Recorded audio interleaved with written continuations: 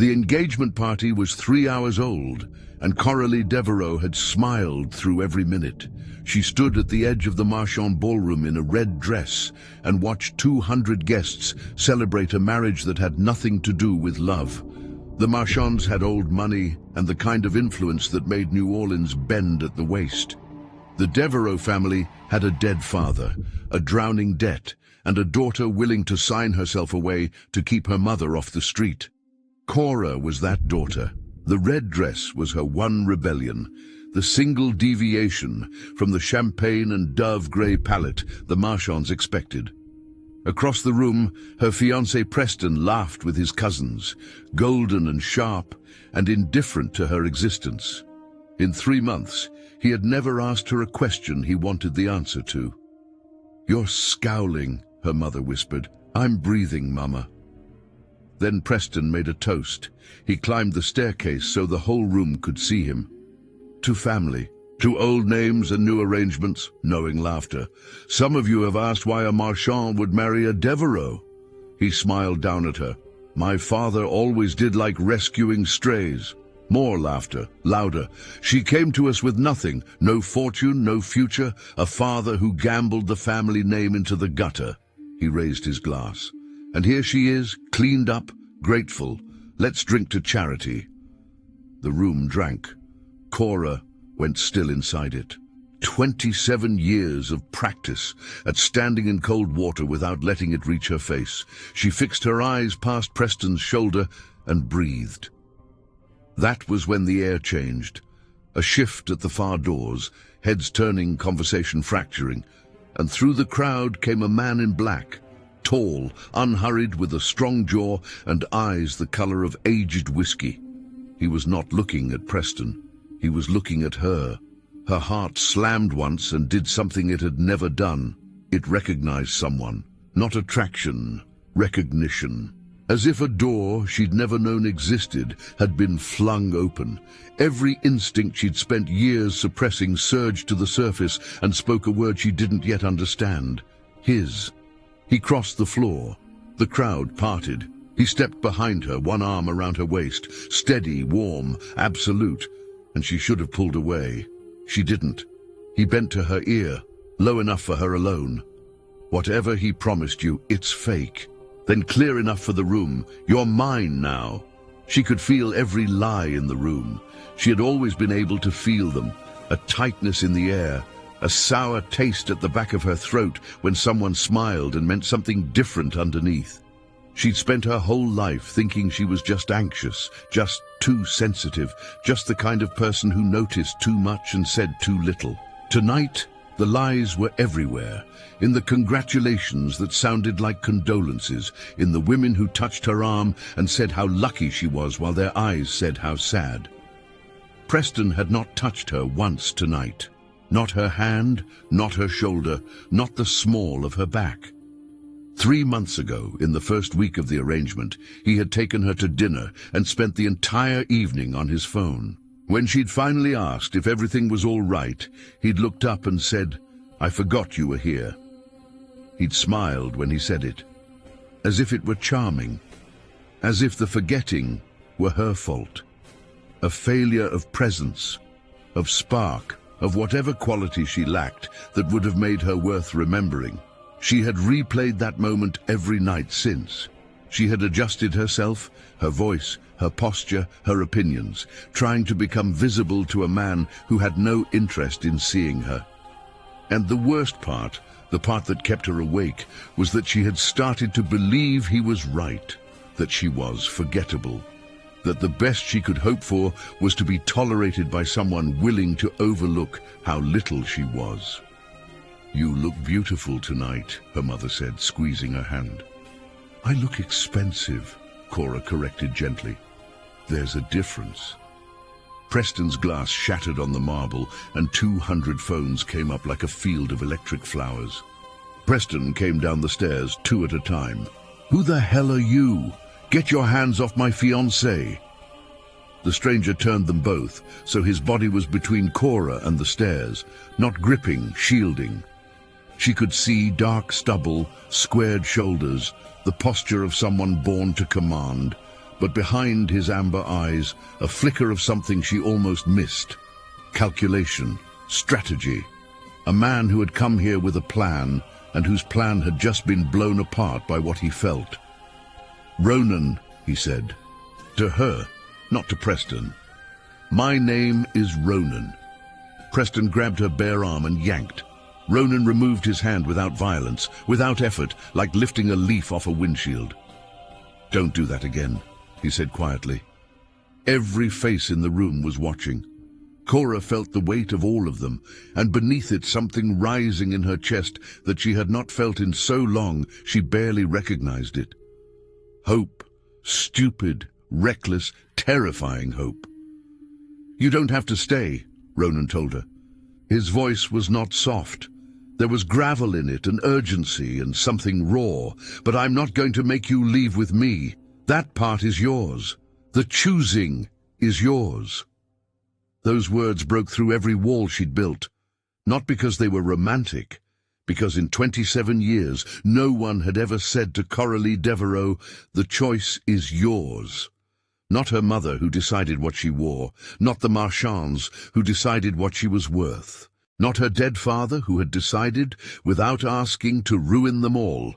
The choosing is yours. She looked at her mother, grey with fear. She looked at the room that had laughed. She looked at Preston, whose face was the dull purple of a man learning for the first time that he could be refused. She slipped her hand into Ronan's, and his fingers closed around hers like coming home. "Coralie," her mother breathed. "The debt." "I know about the debt, Mama." She set her wine on a tray. "Tell them I'm sorry. Tell them I'm not." And Coralie Devereux walked out of the Marchand estate, past 200 people who had never once seen her until the moment she left. Outside, the night was thick with magnolia and river. Halfway down the steps, her knees buckled. Ronan caught her, caught not grabbed, and held her upright without pulling closer, giving her room to fall apart if she needed to. "I just left my whole life for a stranger," she said. "Who does that? Someone who was never living the life she left." She looked at him sharply. That was too precise, too knowing. "Who are you? And don't say someone who wouldn't let him talk to me like that. I need more than that." "My name is Ronan. I lead people who depend on me, far from here. I came to this city because of something the Marchand family took from me a long time ago." He paused. "And because I heard they were building a cage around someone, and I wanted to see who. And now you've seen. Now I've seen." Something moved in his face that wasn't calculation, something unguarded and almost afraid. "And everything I planned before tonight is gone." A dark car sat across the street, engine running, lights off. The window lowered an inch. "Miss Devereux?" The voice was smooth and cold, the voice of a man who delivered messages for a living and enjoyed the delivery. "Get back inside. The debt isn't paid. The Marchands always collect." Ronan stepped between her and the car. "Tell Gerard she's under my protection. He'll understand." A pause. The window rose. The car pulled smoothly away, taillights swallowed by oaks. "That was Hendricks," Ronan said. "Gerard Marchand's shadow. You'll see him again, but not tonight." Cora memorized the plates because she'd spent her life noticing things other people missed, and the habit didn't stop because her world was ending. In the car, heading into darker green, she watched him drive. Checked mirrors, jaw set. He hadn't touched her since she chose to come. "You knew about me before tonight," she said. His hands tightened on the wheel. "Yes. And you were going to use me." The silence stretched. He glanced at her, and she saw something crack in his composure. Guilt, real, ragged guilt. "That answer is going to cost me everything," he said, "and I owe it to you, but I need one night to tell it right. I need you to see who I am now before you learn who I was." She should have demanded the truth immediately. Instead, she sat with the hum in her blood and the growing certainty that she had entrusted her life to a man who was saving her and hiding something at the same time. And the terrifying part was that the hum didn't care. The house at the end of the private road was old, warm, lit from within like a lantern in the bayou dark. Cora stepped out and stopped. In the doorway stood a silver-haired woman with amber eyes, and behind her, unmistakable in the lamplight, sat two wolves the size of small horses. One rose and walked toward her across the lawn. She should have run. Instead, she stood still the way she always stood still when the world was speaking a language she didn't have words for. The wolf lowered its head. She put her hand on its rough fur, and warmth flooded through her. And in her mind, clear as a bell. Finally. "You heard that," said the woman. Not a question. "I'm Margot. Come inside, child. You've been expected." Inside was worn leather, bread baking at an absurd hour, and the kind of warmth that comes from a house where people actually love each other. A young man named Eli offered her tea with a shy duck of his head. An old blind woman named Rosalind looked up from her knitting and said, "About time. Sit down. I'm too old to watch a man pace." They made room the way a family does, without ceremony, without transaction. Someone slid over on the couch. Someone poured a cup. After 3 months in the Marchand estate, where every smile had a price tag, the ordinariness of it nearly undid her. "I don't understand what's happening to me," she told Margot while Ronan paced the hallway, giving her space. "In that ballroom, when he touched me, I felt, I can't explain it, like I'd been cold my whole life and didn't know until I was warm." "That's the bond," Margot said simply. "It's rare. Rarer than you know, but real." "Bond," Cora repeated, "like a supernatural thing. Like a recognition. Two people who were always meant to find each other. Most wolves go their whole lives without one. It hasn't happened in this family in generations." Margot studied her with those amber eyes. "You're not a wolf, Coralie, but you heard the voice on the lawn, and that means you're something. Something I haven't seen in a very, very long time." "What does that mean?" "It means you're safe here.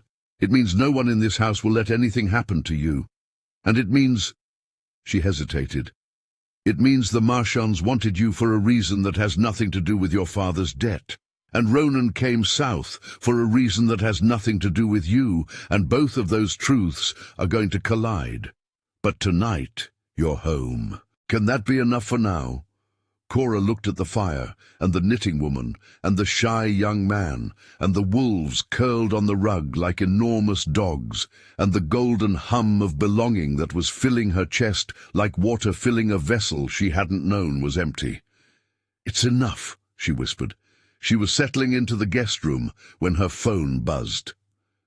"Unknown number. We have your mother.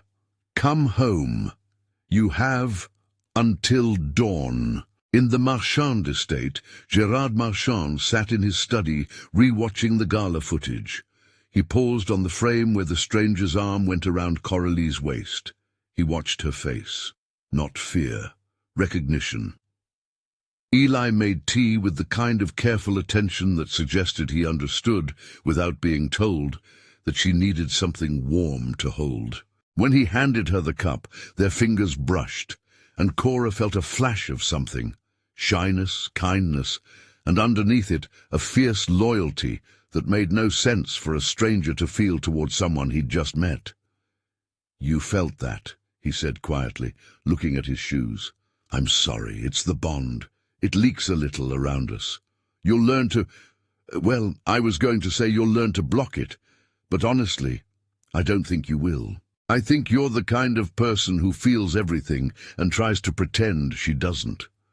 Cora stared at him. "How did you— I haven't told anyone that." "You didn't have to." He smiled, still shy but warm. "The bond lets us feel each other. But you feel more than any of us. I noticed it the moment you walked in. It's like standing next to a radio with the volume all the way up." Rosalind's knitting needles clicked in the silence. "The boy's right," she said, not looking up. "You've been reading this room since you walked through the door. You knew I was in pain before I moved. You knew Eli was nervous. You knew Margot was relieved. The needles paused. Most people spend their whole lives trying to learn what you do without thinking. The question isn't whether you have the gift, child. The question is how long you've been carrying it alone. Cora's eyes filled. She blinked it back because she was done crying in front of strangers. Except these people didn't feel like strangers. They felt like the answer to a question she'd been asking her whole life without knowing she was asking it. "Hendricks," he said without looking up, "the sealed archives, the ones about the lunar bloodline. Pull them tonight." Cora showed Ronan the text. His face went from warm to lethal in a breath. "They won't hurt her. Gerard wants you compliant, not vengeful. Your mother is leverage, and leverage only works whole." He gripped her shoulders, grounding her. "We'll get her back.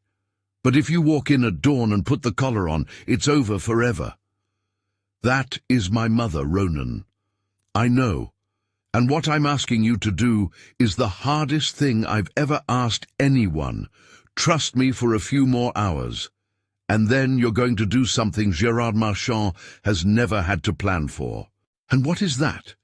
"Stop being the girl they think you are." She stared at him, and then she said, "Show me." He walked to the center of the moonlit lawn and changed. No violence, no breaking, light folding, and where the man had stood there was a great dark wolf with amber eyes, watching her with the same steady patience. The hum in her chest became a roar, golden, vast, every thread connecting her to every life in this house. Margot in the doorway, Eli by the window, Rosalind by the fire. A whole web of belonging lit up inside her like a city from the air. She had spent her entire life outside the window. She wasn't outside anymore. She was crying and laughing at once. The wolf pressed his head against her chest, and in her mind, "There you are. I've been looking for you my whole life." "I'm here," she whispered. "I was never crazy. You were never anything but exactly right." When he was a man again, she pressed her forehead to his chest and let herself be held, and for one moment the kidnapping and the debt and the dawn deadline stood politely outside the circle of his arms. Then she stepped back, wiped her face, and said, "I'm going in alone." Every muscle in him locked. "No." "If you come as an alpha with a pack, it's a war with my mother in the middle. But if I walk in as the grateful girl they already wrote off, they won't see me coming." She laid her hand flat on his chest. "You told me that choosing was mine. This is me choosing." The silence between them was enormous. She watched him fight every instinct he had, the protector, the alpha, the man who carried everything alone because he didn't know how to let someone stand beside him. She watched the fight, and she watched him lose it, not to weakness, but to something harder. Respect. "1 hour," he said. "Not a second more. And if you're not out, I'm coming through the wall." Dawn came pale over the Marchand estate. Cora walked up those steps in red. Gerard received her in his study. Silver, smiling, cold through. "Miss Devereux, most brides who flee don't negotiate. Where is my mother? Comfortable. She'll stay that way as long as you remember what you owe." "I owe you nothing, Mr. Marchand.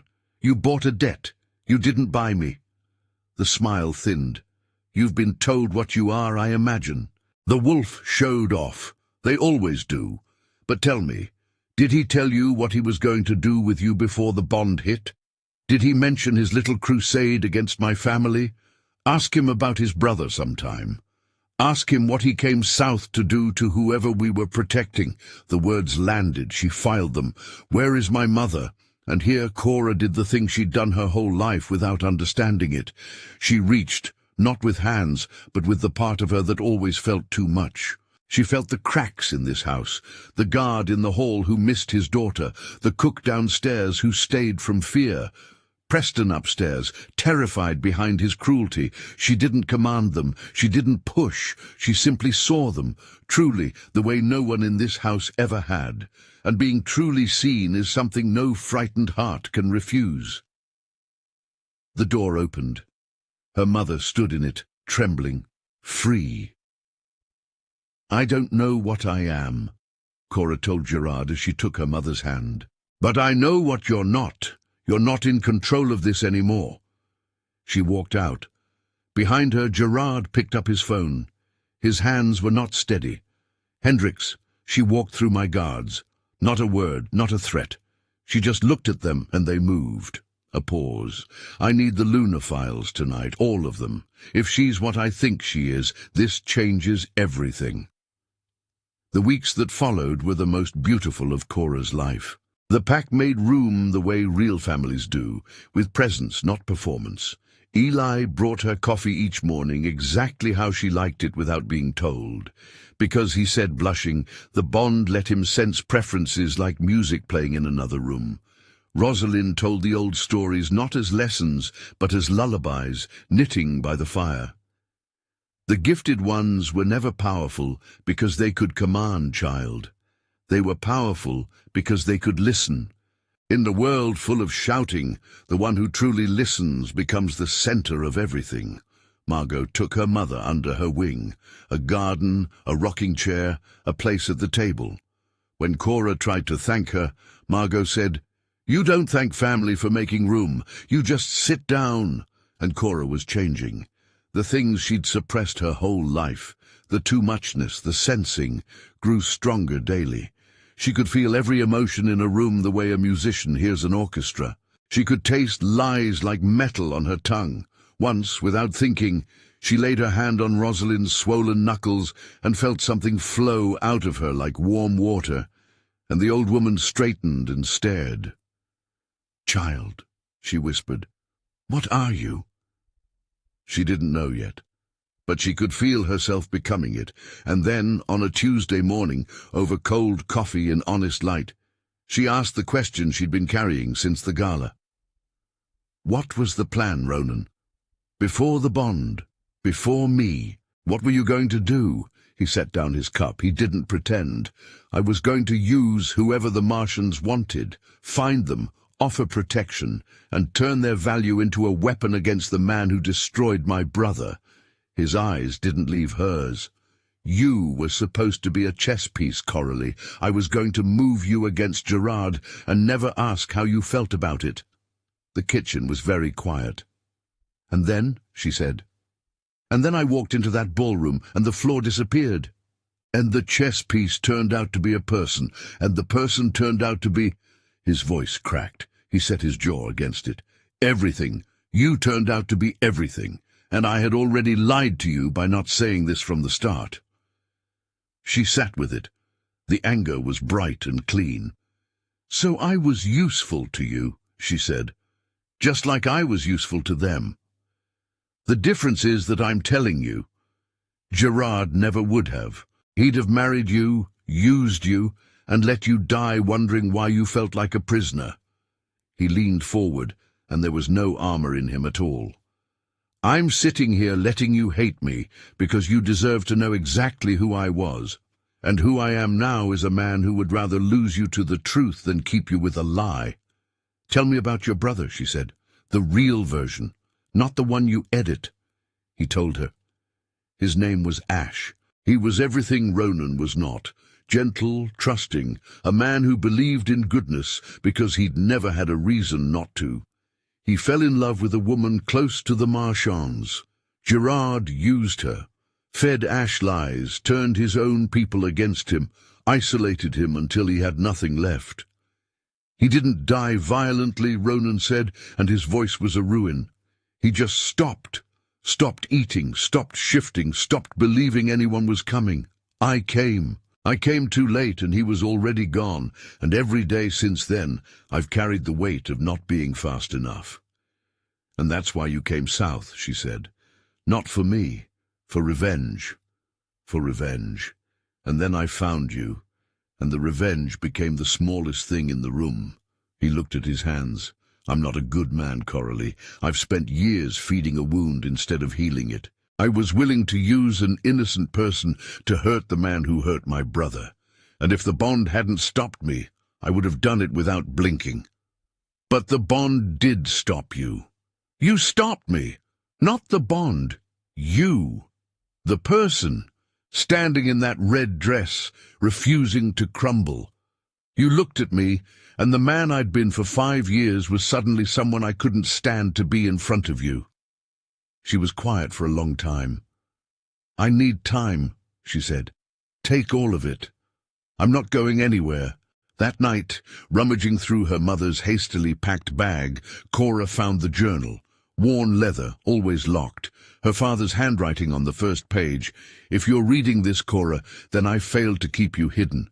Everything I did, the debts, the gambling, the ruin of our name, was to make sure they never looked at you twice. A fool with a gambling problem is invisible. A father protecting a daughter with Luna blood is a target. She read the rest with shaking hands. Her father hadn't been a gambler.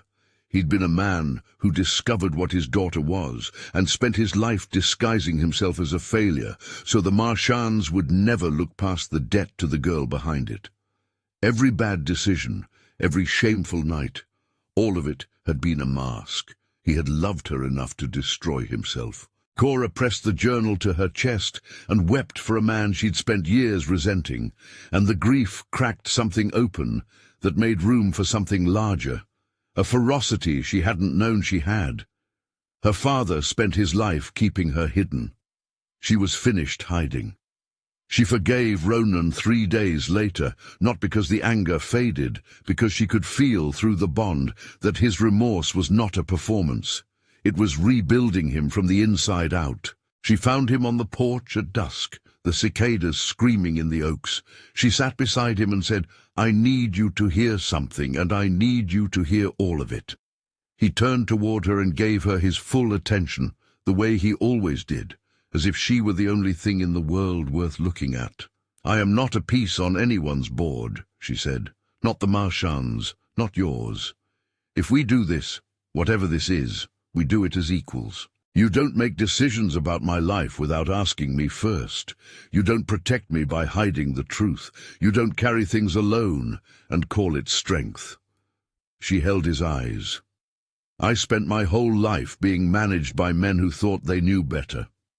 My father managed me into hiding. Preston managed me into a cage. And you managed me into a rescue that was also, whether you meant it or not, a recruitment. If you want to be different from them, actually different, not just the version with better intentions, then you have to let me stand next to you, not behind you." Ronan was quiet for a long time. The cicadas filled the silence the way an orchestra fills a hall between movements. "I will fail at that," he said finally. "Every instinct I have is screaming at me to put myself between you and anything that could hurt you. That's the bond. That's also just me.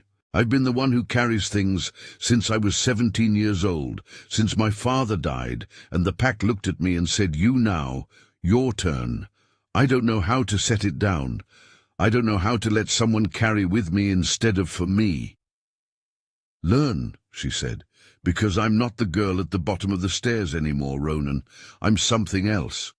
I can feel it growing every day, and I don't have a name for it yet. And it terrifies me, and I'm not going to let anyone, not Gerard, not you, not my own fear, decide what I do with it." He looked at her with something beyond love, a stunned, grateful awe.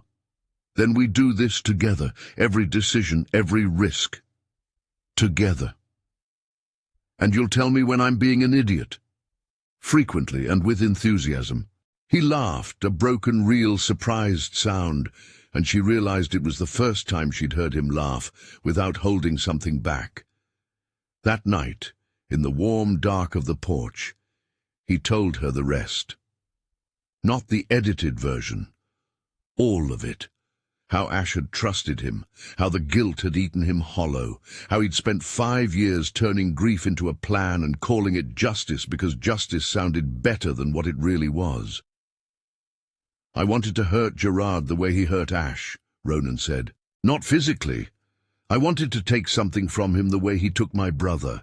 I wanted him to feel the loss, and I didn't care who I used to do it. He paused. You asked me if I was different from them. I need you to know that before you, I wasn't sure I was. And now I want to be, desperately. Not because of the bond, because of you. Because you looked at me in that ballroom and chose to trust a stranger, and I want to spend the rest of my life being worthy of that, even if I wasn't worthy of it when you made the choice. Cora reached over and took his hand. His fingers tightened around hers, like a man grabbing a rope in deep water. People aren't good or bad, Ronan. People are choices. You made terrible ones. You're making different ones now. That's not redemption. It's just Tuesday. And tomorrow you'll make more choices, and some of them will be wrong, and I'll be here to tell you. And you'll do the same for me. She squeezed his hand. That's what love is. Not perfection. Partnership. Two imperfect people choosing each other every day and doing the work. The space between them had been closing for weeks, measured in glances and touches that lasted a breath too long. That night, it vanished. What followed belonged to them alone. The long-held breath released, a man learning to surrender instead of shield. He whispered something against her skin in a language older than the oaks, and she understood it perfectly, though she'd never heard it spoken. And what those words promised changed everything she thought she knew about the bond between them.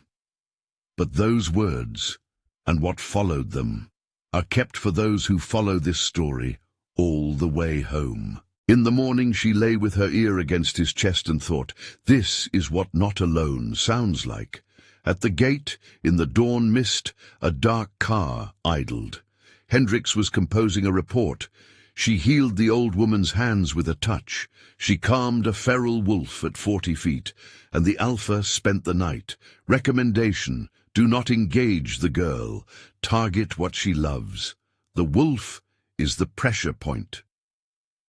Gerard read the report with bourbon he didn't drink. He'd spent the week in the sealed archives, files his father locked 50 years ago about a bloodline everyone assumed was extinct. A Luna blessed, he said to the empty study, in my city, and I put a ring on her and called her a stray. He didn't make mistakes twice. Within the week, lawsuits in 3 states against Ronan's pack businesses, a petition to freeze their assets, a smear campaign painting Ronan as a predator who'd abducted a vulnerable woman, 200 witnesses with phone footage to prove it, and a quiet threat to Ronan's pack elders: control your alpha or a century of hidden life gets dragged into the light. Callum brought the news. Ronan's oldest friend, who'd driven through the night because Martian money could tap any phone. He's not trying to beat you in court, Callum said. He's making you choose, her or 1,000 lives. Cora stood in the doorway and felt the bond tight with fear, the whole pack sensing the noose, and she felt Ronan doing what he always did, squaring up to carry it alone, his shoulders already setting into that familiar, terrible posture of a man preparing to handle everything himself. We need to talk, she said, all of us, together. She watched him fight the reflex. She watched him win. Together, he said. That evening, the whole pack gathered in the firelit study. Margot, Callum, Eli, Rosalind, Yvette, others who had come to feel like family in the short, precious weeks since Cora arrived. And it was Margot who finally gave it a name. Luna blessed. The room went still. There hasn't been one in over 100 years. A woman who could feel the bonds between every wolf in a pack, who could heal what was broken, who could see truth where others saw only what they wanted. The last one united 3 warring packs and ended a century of bloodshed. Margot held Cora's eyes. I don't know everything you'll become, child. The gift grows differently in each bearer. But I know this. Gerard wanted you because a Luna blessed bound to his pack would make him invincible. And the reason he's afraid of you now is that you're not bound. You're choosing freely. A Luna blessed who chooses is the most dangerous thing in our world. The weight of it settled on Cora, not as a burden, but as a key. Everything she'd been, the too sensitive girl, the quiet one, the stray, was a name given by people who didn't know what they were looking at. She had a name of her own now. Gerard's empire is built on lies, she said. I can feel them. Every forged document, every hidden deal. I can sense the wrongness the way I sense a lie in someone's voice. If I can find one thread, I can unravel him in his own courts. That could take months, Callum said. I walked through his guards with a look, Cora said. It won't take months. In the Marchand estate, Hendrik set a phone on Gerard's desk. The Northern Pack elders are panicking. They'll pressure the Alpha to fold within the week. He paused. But the girl is getting stronger every day. If we wait too long... The pack gathered in the kitchen that night, and for the first time since Cora had arrived, the house didn't feel warm. It felt afraid. She could sense it in the bond, every thread tight with worry, every heartbeat running a little fast. Eli sat on the counter with his knees drawn up, looking younger than his years. Rosalind's needles had stopped. Yvette held her daughter's hand and didn't let go. What happens if they expose us? Eli asked. He was asking Ronan, but his eyes kept drifting to Cora, as if she might have an answer the Alpha didn't. People are afraid of what they don't understand, Margot said quietly. We've survived by being invisible. If that invisibility breaks, if one pack is revealed, every pack on the continent becomes a target. Not just from governments, from ordinary people acting out of fear. Families, Callum said. Children. Wolves who've never hurt anyone, who go to school and have jobs and just want to live. Gerard is threatening to burn down every life like that to get what he wants. The weight of it settled on the room. Cora looked at the faces around her, the people who had taken her in, fed her, healed her, called her family, and understood that loving her had put every one of them in danger. This is because of me, she said. This is because of Gerard, Ronan said firmly. This was always going to happen. He's been building toward this for years. You're just the match he decided to strike with. Then let me be the one who puts it out. We won't wait, Gerard said. When the Alpha folds, and he will, they always choose the pack, we don't just take her back. We make sure she comes willingly. He turned his bourbon glass slowly. Find out what she loves most. That's what we use. It took Cora 4 days. She worked not with files but with feeling, running her fingers over financial records, sensing the lies like splinters beneath smooth wood. This signature forged, this number invented, this company a ghost. By the 4th day she had it. One document proving Gerard Marchand's fortune was built on 40 years of fraud. But those 4 days were not about documents. They were about the family growing around her, dinners where Eli told terrible jokes and Rosalind dismantled them with surgical precision, mornings where Margot made beignets and Yvette laughed for the first time in years, evenings where Cora sat with Rosalind by the fire and learned what it meant to belong without having to earn it. You remind me of her, Rosalind said one evening, her knitting needles clicking. The last Luna Blessed. My grandmother knew her. She said the girl had the same stubbornness you do. The refusal to be less than she was, even when everyone around her was begging her to be smaller. What happened to her? She loved too much and trusted too little. And when the war came, she tried to end it alone. The needles paused. Don't do that, child. The ones who try to save everyone by themselves are the ones who break. Let the people who love you stand beside you, even when it's terrifying, especially then. Cora thought of Ronan, of his instinct to carry everything, of the 5 years he'd spent alone with his grief and his revenge, of the man who had only just learned to set down the weight and let someone else hold half. She thought of her father, who had hidden her so thoroughly that he'd hidden himself, and died alone with his secret. "I won't do it alone," she promised. "Good," Rosalind said, picking up her needles, "because that boy loves you the way the moon loves the tide, helplessly, constantly, and with absolutely no regard for how inconvenient it is." That night, the night before everything changed, Cora and Ronan sat in the study with the proof between them, and the air was heavy with what it meant. Not just freedom, but the possibility that the life they'd built, this strange, fierce, accidental family, might actually survive. "I love you," she told him. Simple and certain. She'd never said it to anyone. "I know who you were. I know who you are. And I love you, not the bond, not the destiny, not whatever the moon decided. Me. Choosing you, imperfect and terrified and sure." He pulled her close and pressed his lips to her hair. "I don't deserve that. That's not your decision. That's mine. The choosing is mine. Remember?" He almost laughed. "I'm never going to live that down. Never." That night they held each other with the urgency of people who can feel the storm.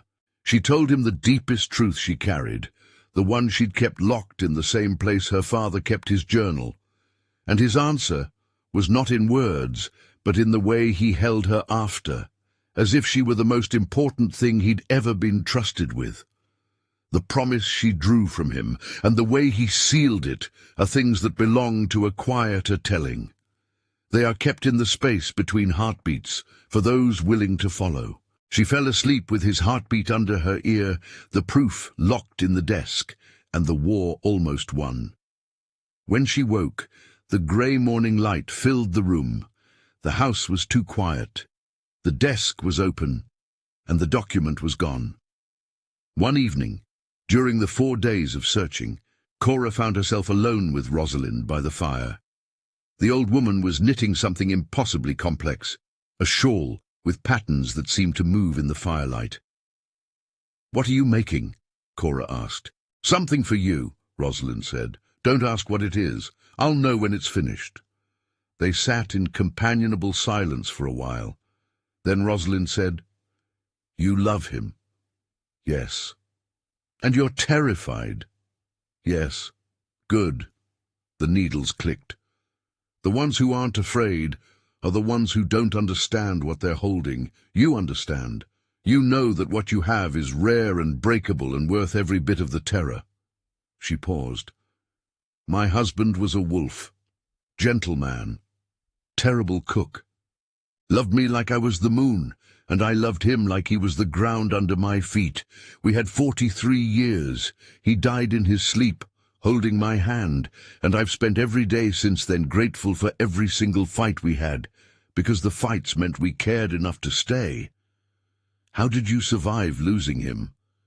"I didn't. I just kept going. There's a difference." Rosalind reached out with unerring accuracy and found Cora's hand. "Don't waste time surviving, child. Live. Fight. Love that impossible man of yours with everything you have, and when the world tries to take him from you, and it will try, you fight for him the way he'd fight for you. That's what the bond is. Not a feeling, a decision, every single day." And so was Ronan. She searched the house twice before she let the fear in. The bond was muffled, his thread wrapped in wool. She could feel he was alive, somewhere south, but where his presence had always been open and warm, there was only a wall, smooth, deliberate, built to keep her out. "An alpha can shield his mind," Margot said. Her face was carefully blank. "He'd only do it to hide something from the people closest to him." Cora sat on the porch and waited. She thought about the wall and what it meant. She thought about a man who had promised her together and was now unmistakably doing something alone. He came back at dusk. She was off the steps and across the gravel before the car stopped, and the moment he stepped out, she knew, because he didn't reach for her. Every day, every meeting, his hand finding hers like water, finding level, as involuntary as breathing. Now his hands stayed at his sides, his eyes looked past her shoulder. "It's handled," he said, the voice of a stranger. "The lawsuits, the threats, all of it. Your family's debt is erased. My pack is safe. It's finished." "How? Does it matter? You're free. Look at me." She stepped into his line of sight. "How, Ronan?" He met her eyes, and there was nothing in them she recognized. The warmth was gone. The fierceness was gone. The man who had looked at her in a ballroom like the floor was disappearing. Gone. What was left was smooth and flat and final, like a lake frozen so hard you couldn't see what was underneath. "You're free, Coralie. That's what you wanted." "What I wanted was you." Something flinched behind his eyes. A door cracking open, slamming shut so fast she couldn't be sure she'd seen light behind it. He walked past her into the house, past her without touching. He had never walked past her before. The absence of his touch was louder than anything he could have said. That night she stood in the dark hallway and heard Callum and Margot in the kitchen.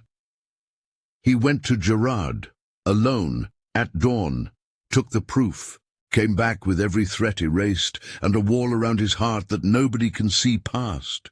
"Whatever he traded," Margot said, "it cost him everything he had left." Cora stood in the dark and pressed her hand to her mouth. The man who told her carrying alone is not strength. The man who promised together. He had gone to Gerard Marchand while she slept, and given away the only weapon she'd built with her own hands, and come back wearing a mask she couldn't see behind. In the Marchand estate, Gerard watched the last page of the document curl and blacken in the fireplace. He smiled the way a man smiles when he has won so completely that even the winning bores him. She checked his room. The bed was made, perfectly, mechanically, as if he'd done it so she wouldn't see the shape of his body in the sheets. His jacket was gone. The book he'd been reading, a collection of poems she'd caught him hiding behind strategy documents, was on the nightstand, closed, a dried magnolia blossom marking his place. She picked it up and held it, and tried to feel him through it, and the bond gave her nothing, just the wall. She went to the kitchen and made coffee she wouldn't drink, because her hands needed something to do. She went to the porch and sat in the chair that had become his, the one with the view of the road, the one where he sat every evening waiting for her to come outside so he could pretend he hadn't been waiting. The cushion was cold. "He left before anyone was up," Eli said from the doorway, his voice small. "I felt him go. Through the bond. It felt like someone closing a door very carefully so it doesn't make a sound." He hugged himself. "He was trying not to wake us. But I was already awake. I felt him leave the way you feel a sound stop in the middle of a song." "Did he say anything?" "No, but I felt—" Eli stopped. "Nothing. He wasn't letting anything through. Just silence where he used to be." Cora pressed her hands around the coffee mug and breathed through the fear. She had survived Preston's cruelty, her father's death, the Marchand estate, Gerard's cold smile. She had survived a lifetime of being invisible. She could survive silence. She just wasn't sure she could survive his. "Hendricks, the gathering tomorrow night. Both families." He sipped his bourbon. "I want every wolf in the state to watch him say it to her face." He asked her to walk to the bayou the next morning. She went because some desperate part of her was still certain, stubbornly, stupidly, bone-deep certain, that he was about to explain. That there was a version of this where the man who had promised her together and carried alone is not strength hadn't simply turned into the very thing he'd warned her about. The bayou was brown and slow. The oaks held their green so still the air felt like a held breath.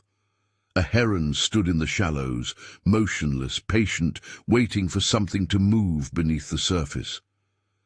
"I've been thinking," Ronan said, watching the water, not her, about what this was. She noticed he said was, past tense. The word landed like the first stone of an avalanche. A bond is a powerful thing, Coralie. It feels like truth. It feels like the most real thing that's ever happened to you. But it's not a choice. It's chemistry. Instinct dressed as destiny, and I let it make me reckless. His voice was steady and terrible, the voice of a man reciting something he'd rehearsed.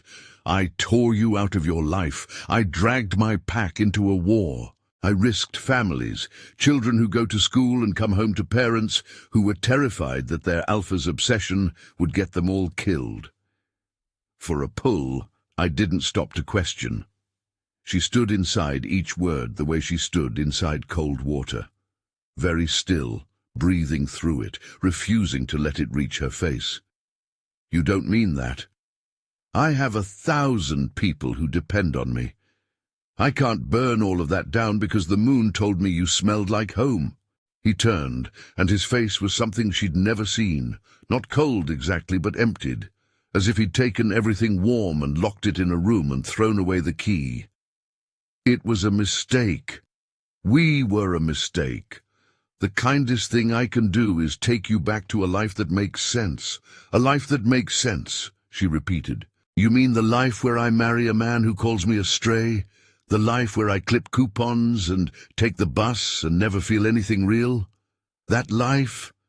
A life where no one gets hurt because of what I feel for you. What you feel for me?" She stepped closer, and he stepped back, and the step back hurt more than every word Preston had ever said combined. "Say it then. Tell me what you feel. Because 2 days ago you were whispering words in a language I shouldn't understand, and I felt every one of them, and they didn't feel like chemistry, Ronan. They felt like a man making a promise he intended to die keeping." Something in his face spasmed. A crack in the emptiness. She saw it. A flash of something raw and enormous and desperately caged. And then it was gone, sealed shut, and his expression was smooth again. "I was wrong," he said, "about all of it. The bond clouded my judgment. I've had time to think clearly now, away from it, away from you, and what I see is a man who nearly destroyed everything he was supposed to protect for a feeling." He put his hands in his pockets, and the gesture was so small, so unlike the man who always stood with his arms open, that it nearly broke her. "You'll forget it in time." "It doesn't fade," she whispered. "You told me it doesn't fade. I told you a lot of things. You told me you'd been looking for me your whole life. You told me the choosing was mine. You told me you'd never go anywhere." Her voice cracked clean through. "You told me carrying alone is not strength, and now you're standing here, carrying alone, calling it kindness." For a moment, just a moment, the mask slipped entirely. She saw the man underneath, and he was in agony. Absolute, unbearable agony. And then the mask came back, better and smoother than before, and she wondered if she'd imagined it. "Gerard has agreed to forget your family exists," he said, "on the condition that I forget you, and I've agreed. There's a gathering tomorrow night, both families. After that you're free of all of us, Marchand, me, the whole world you were never supposed to be part of." "Look me in the eyes," she said. Her voice was a thread. "You've never lied to my face. Not once. Look me in the eyes and tell me you don't love me. Do that and I'll go. I will never bother you again." He stood still for a long time. The bayou roared with insects. The heron had not moved. Then Ronan looked at her, and his amber eyes were flat and final, and he said, "I don't love you. I never did. It was the bond, and now it's over." He turned and walked up the long green slope.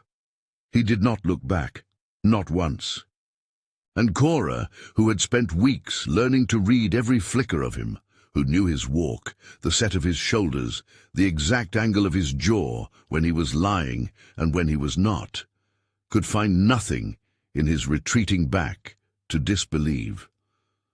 She stood at the bayou until the sun was high and the insects were screaming, and she did not cry, because something in her had gone past, crying into a country where the girl who always bent finally understood what it felt like to break. She wore red. Of course she did. The gathering was held under a great white tent strung with lanterns, on neutral ground, where the last mansions met the bayou, and it was, Cora thought with the terrible clarity of the heartbroken, a mirror of the gala where everything began. The same chandeliers, the same old money, the same 200 faces that had never seen her until the moment she did something unexpected. She almost didn't come. She stood in the guest room that had become hers, in the house that had become home, and looked at the red dress hanging on the back of the door and thought about leaving through the back, slipping away, disappearing the way she'd always disappeared, the way the world had always expected her to, quietly, gratefully, without making a scene. Then she thought about her father, who had spent his whole life disappearing to protect her. Then she thought about the girl at the bottom of the stairs who had let a man drink to her humiliation and hadn't said a word. She put on the red dress. Margot drove her. Neither of them spoke. At the edge of the tent, the older woman took Cora's hand and squeezed it once hard. "Whatever happens in there," Margot said, "you walk out on your own feet. You hear me? You are not what they decided you are. You are what you choose."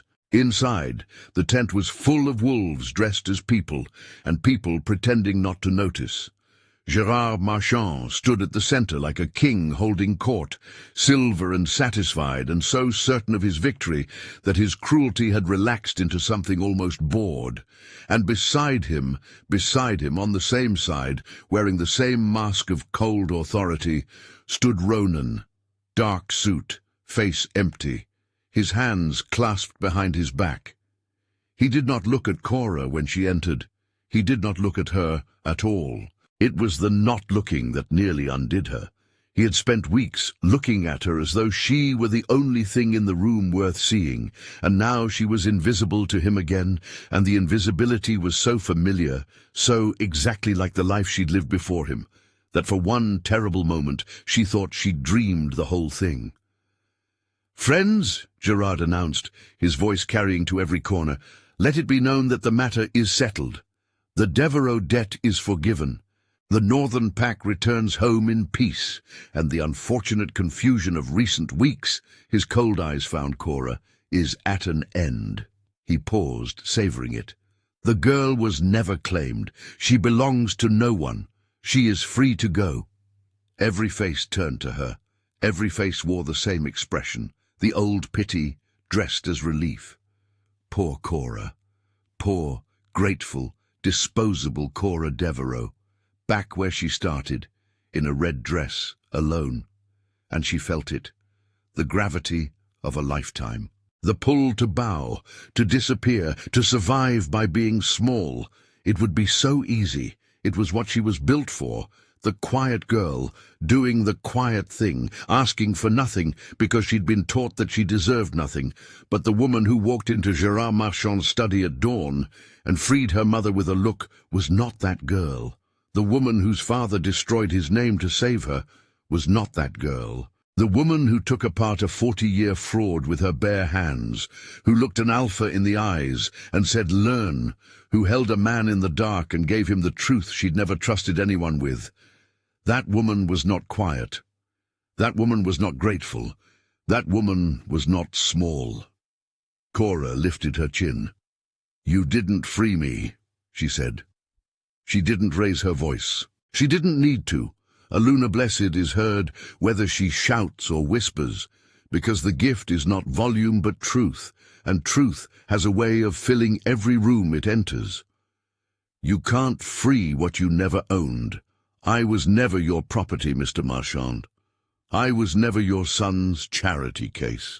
I was never the grateful, frightened girl you needed me to be.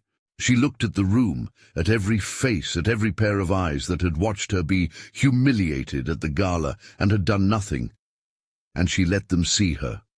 Not the version they'd invented, not the version that was convenient. Her, the real, fierce, unfinished, terrified, blazing her. My father spent his life hiding what I am. I'm done hiding. I walked out of your house once in a red dress, Mr. Marchand. Watch me do it again." She turned, and as she turned, her gaze swept across Ronan one final time. The wall was still there, smooth, cold, impenetrable, the fortress he'd built to keep her from feeling whatever was behind it. For weeks, she had been reaching for him through the bond and finding only stone. She had accepted it. She had tried to stop trying.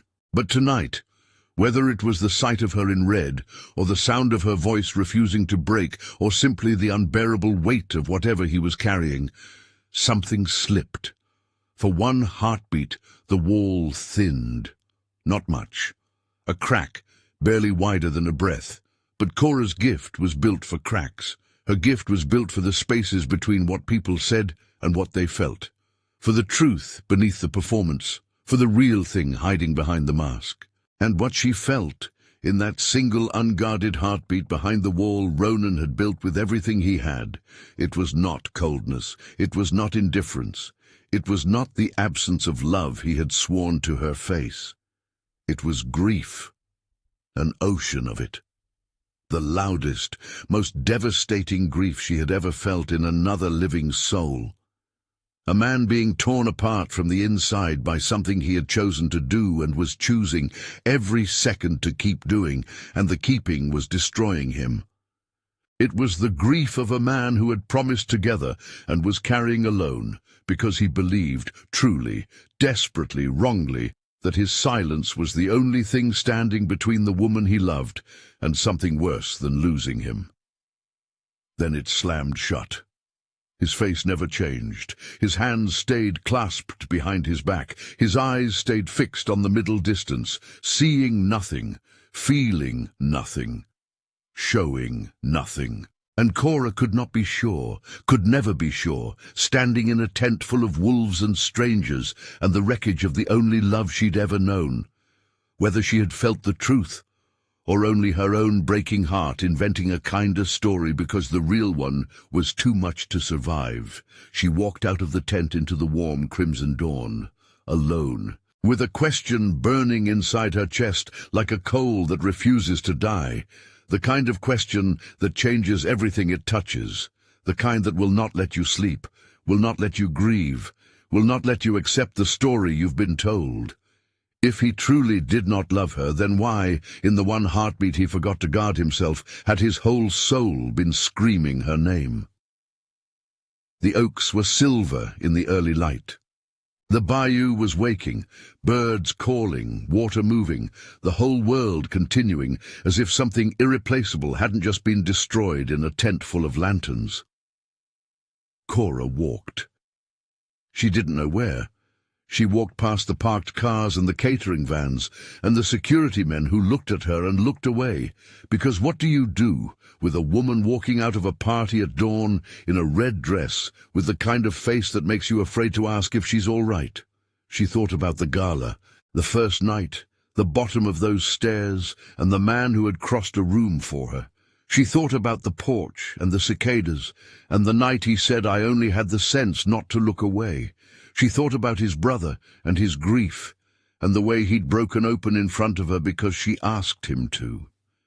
She thought about the words he'd whispered in the dark, in the old language. She still understood them. She would always understand them. And what they meant, the promise in them, the depth of what he'd offered her, was not something a man says when he's confused by chemistry. It was not something you whisper to a mistake. The bond was silent. The wall was absolute. But the question lived in her like a second heartbeat, and it would not stop, and it would not soften, and it would not let her believe the story she'd been told. If it was never real, then why did his soul know her name? If it was only chemistry, then why had his hands shaken?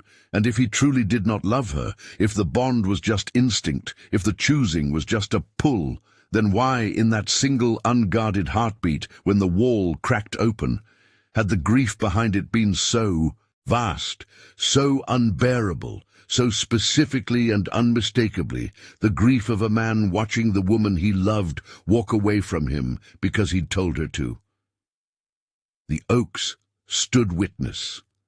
The bayou moved, and Coralie Devereux, who had spent her whole life being told what she was, a stray, a charity case, a chess piece, a weapon, a burden, a girl who should be grateful, walked into the new day wearing red, carrying a question she would not put down, and wearing, for the first time in her life, no one's name but her own.